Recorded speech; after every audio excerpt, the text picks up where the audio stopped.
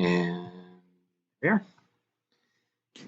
Hello and welcome to Tuesday's HSC Lunch and Learn stream here. My name is John. I'm one of the commercial drone sales advisors with HSC, here to answer all your questions about drones, crop spraying drones, payload drones, and today I have my special friend Simon with me. Simon is working out of HSC headquarters, so it's really fun to do these streams with him and bring you guys just a bunch of information about drones. And today we're going to talk about payload drones, the uses of payload drones, the fact that we have some payload drones on the way, don't have all the tech details that we wish we had, but we're going to today just kind of talk about payload drones and see what questions you guys have pop up.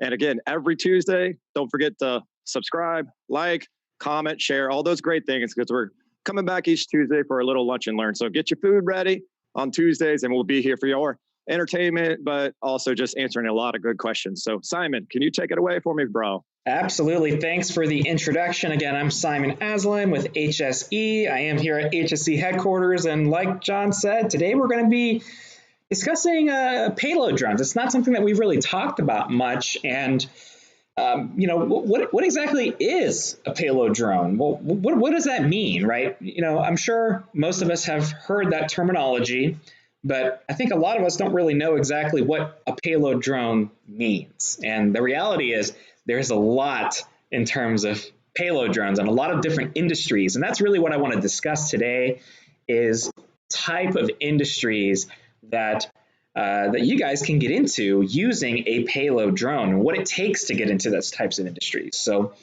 we'll go ahead and get started. I'm going to share my screen here. We'll go to my browser. There we are. So the first one I want to discuss is a new product from Autel called the Dragonfish. And this is we're still waiting for these to come in. We're so excited for these. But this is an example of a payload drone. And let me kind of show you what I mean by that. So a payload drone is basically a flying platform that can carry a load. It's really that simple. I mean, in a way, our spraying drones are also payload drones. They're just kind of geared towards spraying. But payload drones give you more opportunity and more flexibility for what it can carry. Now, the Dragonfish has some specific things in mind. So it's a super long endurance, vertical takeoff and landing, fixed wing payload drone. Wow, that is a mouthful. That is a mouthful. But well, what does that mean in short and sweet of it? Well, what it means is this aircraft can take off vertically and land vertically like a multi-rotor drone, which means you don't need a runway to fly it. You can take off and land from very short areas, and it's much more reliable in terms of landing and taking off because it's very controlled. You don't have to belly land the aircraft on the ground. You don't have to have a long runway. Wind conditions are a lot less of an issue with these systems.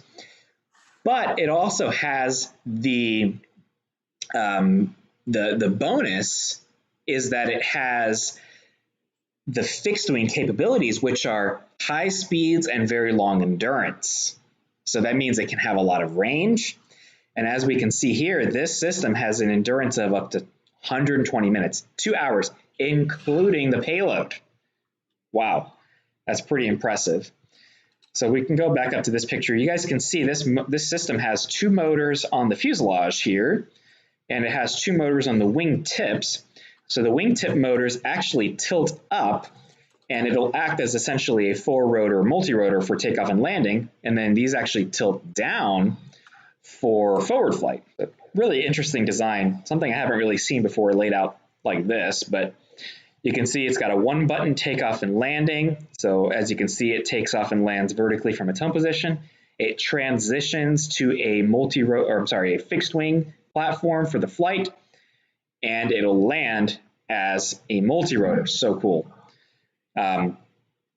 Let's talk about the payloads for this system. And there's a lot more that you can learn about this. This is from Autel's website. Again, this system is coming soon. We hope to be one of the first to get our hands on it. We're expecting this probably second quarter of this year, so it's coming very, very soon. It's pretty exciting. It's really exciting. The specs on this are pretty amazing, but I do want to talk about the payloads because there's a few payloads on here that I really am really excited about. So the first one is a 4K dual sensor. So this actually has a 4K 20 times stabilized optical zoom camera. Now, that's important because with optical zoom, it allows us to get a much closer picture from farther away, right? And this has a 20x optical zoom. It also has a 48 megapixel wide angle sensor on board as well. So you can get a wide angle shot and a stabilized optical zoom shot as well. So really cool payload, but they have other systems too. So this one's really interesting. Triple sensor.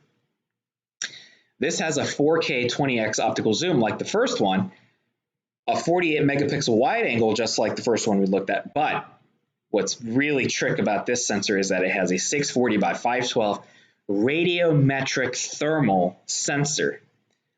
So a lot of us know I'm not sure I know what that means. Right, I was going to explain that a little bit, right? And this is actually something that's, I'm learning a lot about thermal systems as well. And let me explain what radiometric means in terms of thermal sensors. So first of all, let's cover thermal sensors real quick. A thermal sensor is essentially a sensor that can measure heat ranges. So that means it's like night vision, right? We've all seen night vision camera footage from a helicopter. Well, this is essentially the same type of sensor.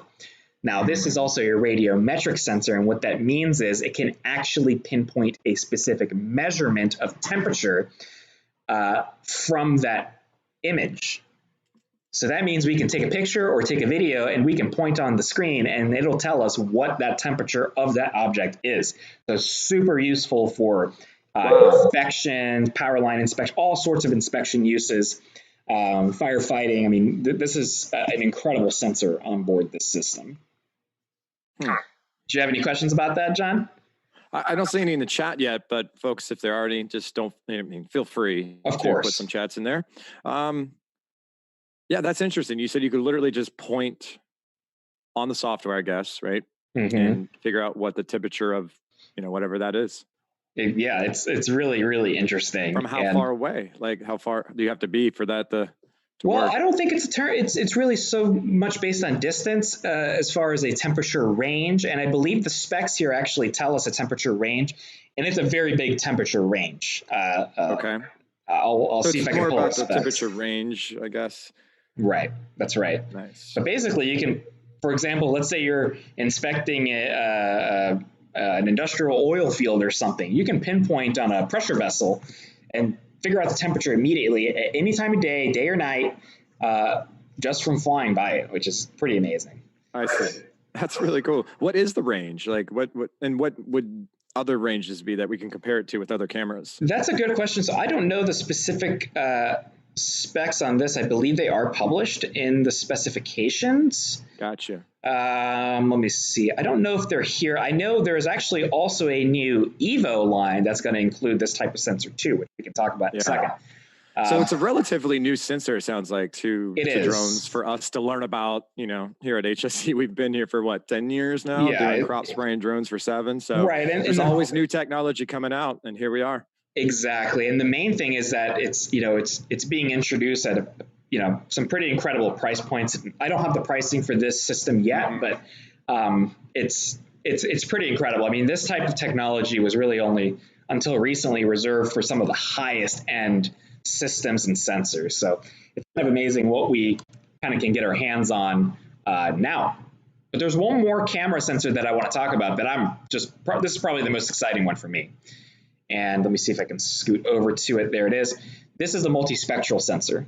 And this relates directly to agricultural applications.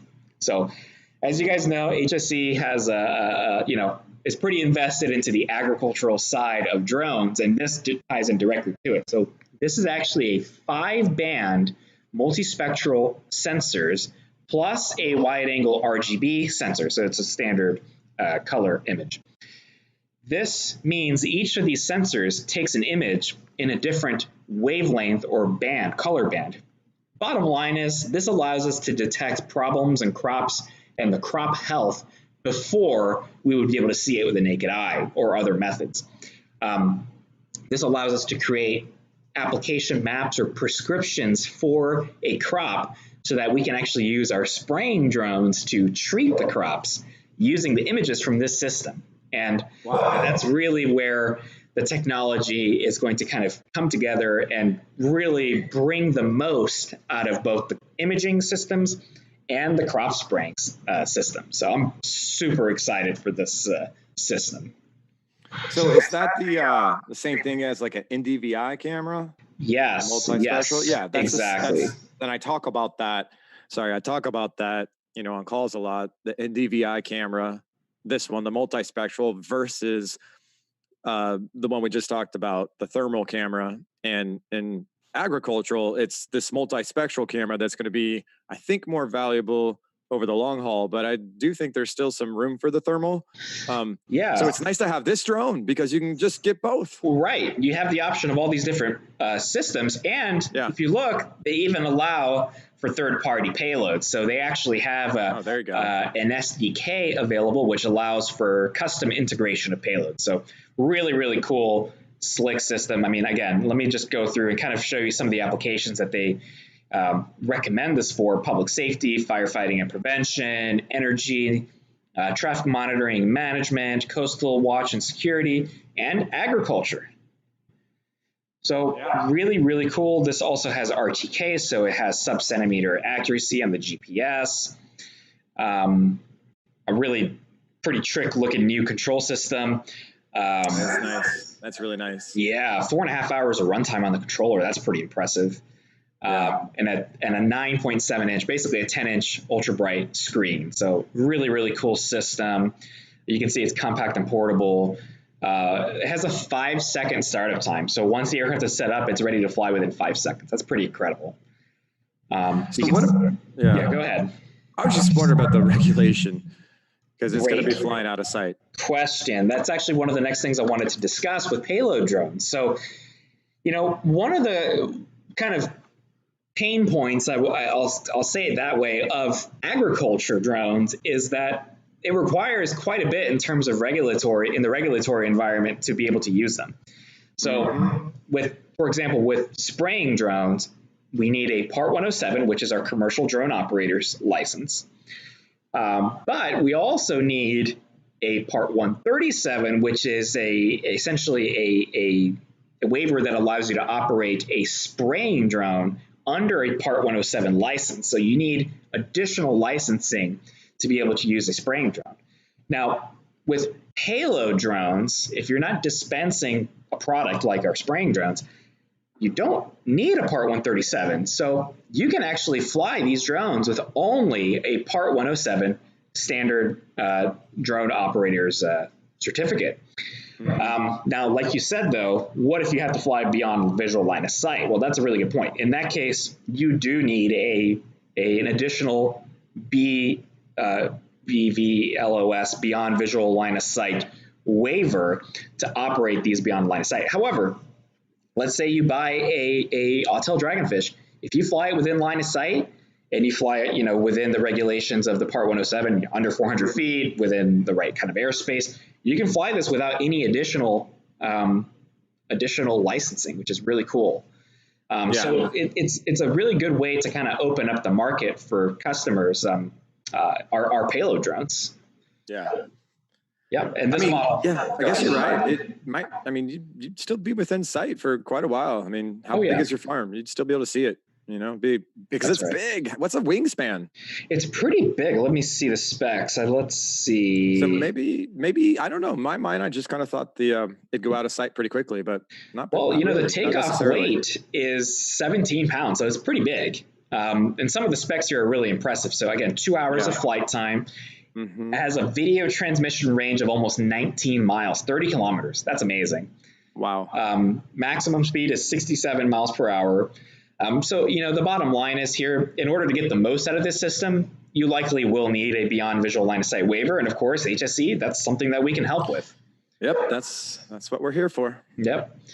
Maximum service ceiling of almost 20,000 feet. I mean, that's amazing. That's just insane, dude. It's insane, 20,000 feet? Like, we're not going to go that high. It's also IP43 rated, so this can actually fly in light rain and snow. Oh, wow. IP43, wow. And this is something else that's interesting that is pretty impressive that I haven't seen in other systems. Look at this operating temperature between -4 to 131 degrees Fahrenheit.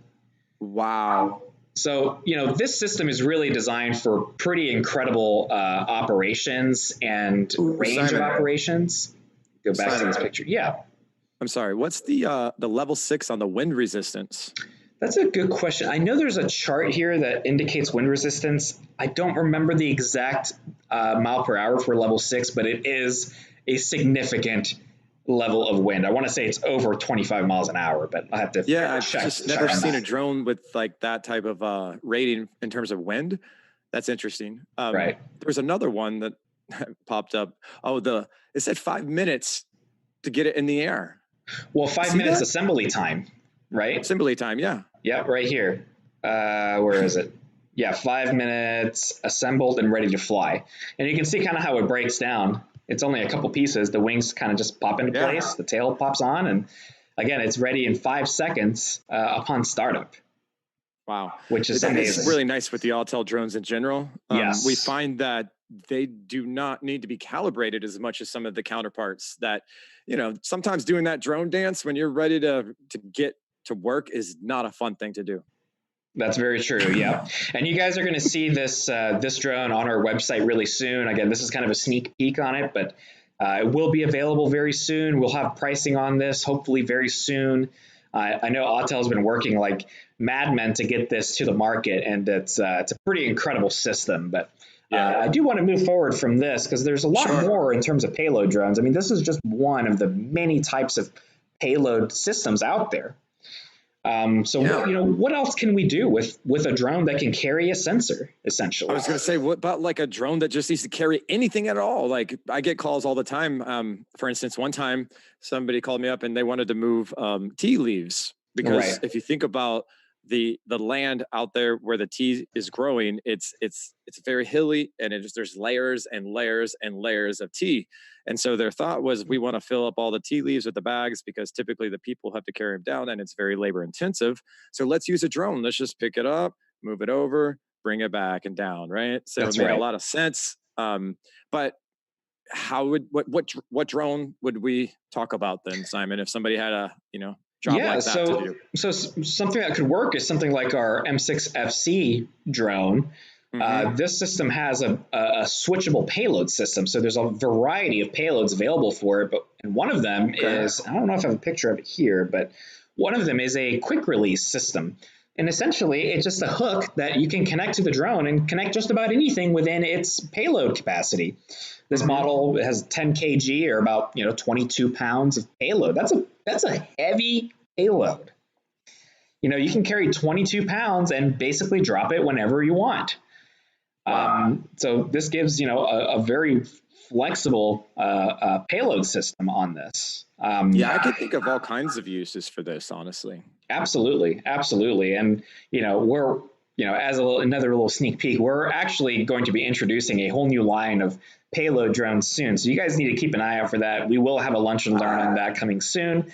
And that is going to be based on the Helio systems, which we are super, super excited about. So I didn't know if you were going to tell them. I know. I spilled the beans. You told them. I spilled the beans on that. I can talk about it now. Yeah. So, we are really excited about that. And, we are starting to quote those out. Again, those are going to be on our site very, very soon. So guys keep an eye out for that because that is coming along with a specialized version of the software specific for payload systems. So we're really excited about that. I get to learn stuff about my company on the streams as well. I'm excited. That's right. Yeah. And again, there's so much you can do with this. And I did want to show, one of our customers that we've worked with for several years now, and just show just how out of the box you can go with payload drones. So let's go over to this page. I know where we're going. So this is a company called EcoGreen, and they're going to be surprised to see see their website on YouTube. I didn't even tell them about this, but they love showing off their systems. But this is a really interesting company. They're out of South Florida in the Naples area, and they do a roof treatment to prevent mold on roofs. So in the South Florida area and a lot of other areas, there's a Basically every house down there has clay tile, terracotta style roofs. And, they get moldy over time. The climate in Florida, it's always humid. If you don't treat these roofs with a special treatment, they will basically turn green, and it can actually damage the roofs over time by retaining moisture. Not to mention, it doesn't look good, right? So this is what this company specializes in is a what's called a rooficide application. So it's a preventative treatment to keep these roofs clean. And of course, the traditional method to apply this would be to bring out a big ladder on 2, sometimes 3-story houses, send your guys up there, walk around on that roof and spray everything by hand. Well, there's a lot of disadvantages by doing that, of course. Number one, it's very dangerous, right? You're sending out a person on a slippery, moldy roof to spray product. So now you're walking on a wet roof. It's just not safe. Secondly, if you've ever worked with these types of roofs, you'll know if you're going to walk on it, you're going to break one of these tiles. They are very delicate. They're these clay tiles. If you step on it the wrong way, you're going to crack it, and it's a nightmare to replace. Can you imagine trying to find a matching roof tile for these expensive homes in a lot of cases? That's not a good look for the company. So these guys implemented drone spraying into their rooficide application. I'll just show you through their website real quick because it's so interesting. You can even see in this quick video here. I'll mute it. I'll try and move out of the way. Yeah, you guys can see they're actually applying this product by drone. And if you look in the video, you can see just how effective and fast it is. So this means no people walking on the roof. It's extremely safe, and it's really fast. So these guys pull up to the guy's driveway. They take off right from the driveway. They send the drone on the roof, and you can see another video here. And this is actually the old-fashioned method. That looks like the old way to do it. The old way, right? Versus, I actually meant to pick up this video. They also do pressure washing, but the drone they mainly use for a preventative treatment. And you can see here's their trucks with the drones on it, and the drone flying over the roof. And it's just such a cool system that they have implemented. And, it's a really interesting application for our drones, something really unique. And it's been extremely successful for them as well. So, that's just another. Let's talk about how they... Simon, can you hear me? I can. Yeah, go ahead. But let's talk about how they do it, the tethering of the situation. Yes. That is the part that is more interesting to me than of course, this company is amazing, but how we help them, because the problem was the application rate was way too high for what the tank could hold, correct? That's exactly right, John. And I'm so glad you brought that up. I'm so used to seeing this, I almost forgot to mention it. The most important part. The magic of this system is that this drone, it's not a regular spray drone. This is, if you look carefully, I know it's hard to see on here. I wonder if I can make this full screen. It's hard to see, but there is a tether attached to this drone, and there is no tank on board. There's no tank. They have a tethered line, basically, call it a garden hose. It's basically a garden hose. It's a little bit smaller and lighter, that the drone carries up. And on the back of their trucks here, they have a gasoline-powered pump connected to a 500-gallon tank. So they basically have unlimited spray potential. Because they're carrying very little weight on board, they are still flying with batteries. We're not tethering power, but they're able to get 30 minutes of flight time. And they can probably do multiple houses on one set of batteries, which is incredible. That's amazing. Yeah, it's really cool. So that's something that, we developed specifically for this use, is a tethered spraying drone system. And of course, this is just another application that you can use payload drones on. Yeah, that's amazing. Yeah, and I do want to move forward because I know there's just so many different industries that payload drones can be used for. So I do want to go over to this page right here. This is a company called... folks, guys, hey, Simon. Yeah, go ahead. If there's any questions, guys, I just want to interject. Please do put those in the chat, you have any questions, we can address even some crop spraying drone questions once we're done talking about this. We try to wrap it up around 12:30, but if we have some good questions, we'll hang around for a few more minutes. Absolutely. But yeah, please throw questions in there, and we'll be back again, excuse me, next Tuesday as well with another topic. So keep going, Simon. This looks exciting. What is this? Yeah, so this is something a little different. This is a company called GeoQ, and they build specialized LiDAR scanning systems. So what is a LiDAR scanner? Yeah, right? I get so confused with LiDAR. You know, people keep asking me about it. I don't know how to address it because, you know, can we put it on the crop spray drone? Like, teach me, Simon. Yes. So LiDAR is kind of a generic term for a laser measurement device. What it means is it uses a laser to measure a distance, right? So LiDAR scanning uses these special sensors, and believe it or not, these actually have a 360-degree LiDAR in it that can measure distance as a drone is flying. Now, what that means is we can actually use a payload drone to carry one of these sensors, fly an area, and we can get a incredibly accurate measurement and distance of an area, essentially mapping an area extremely accurately. So we can fly this sensor over, for example, a construction site or a forest, and we can get a perfect representation and measurement in a 3D model of that area. Wow, 3D. Okay, that's Yes. the difference. So you mentioned 360 versus what would be a step down for us to like keep an eye out, make sure that we've got, you know, the good LiDAR camera. Right, and you can see here, this is kind of a little animation of this. So it creates a 3D point cloud. Wow. You see how you can get a perfect dimension and measurements of everything in this area? So that's what the LiDAR is so good at. And I see. It's incredible for a lot of applications, but here's some options: oil and gas, mining, infrastructure, land development, construction, utilities, inspection. I mean, there's a ton of things that you can do with this. You can see here, it's taking measurements of a construction site, but the incredible thing is it's incredibly accurate, and you can get 3D representations of these areas. So it's really useful for surveying and all these other industries. And again, the sensors that are used on these are so accurate. They're incredibly, there's such a variety of industries that these can be used for. And of course, there's a couple different models here for different types of applications, but really pretty incredible systems.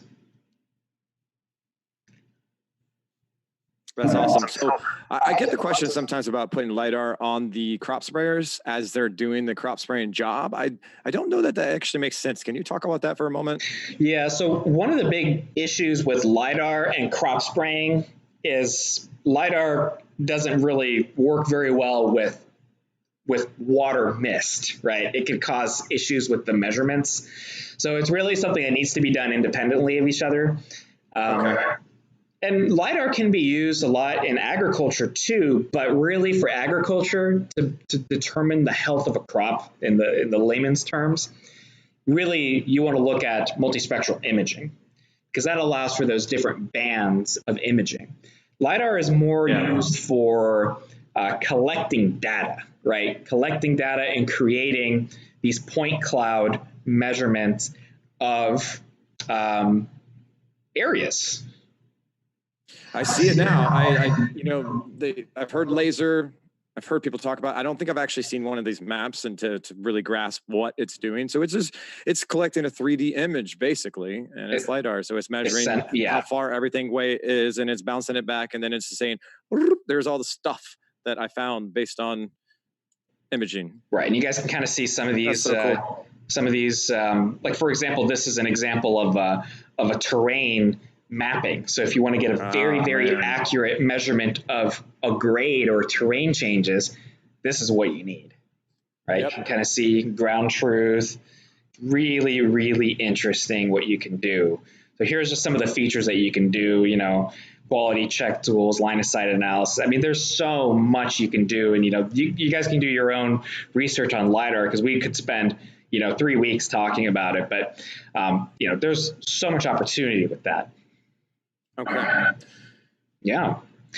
And but a couple more things I want to show is, these payload drones can be small or big. Our Evo line of platforms, our little camera drones, are also payload drones. They also have swappable payloads with their 3 different types of sensors. We can go back here and I'll show you guys real quick. So these are the Evo 2 line of models. And these actually have swappable payloads too. So you can actually swap 3 different cameras on these systems.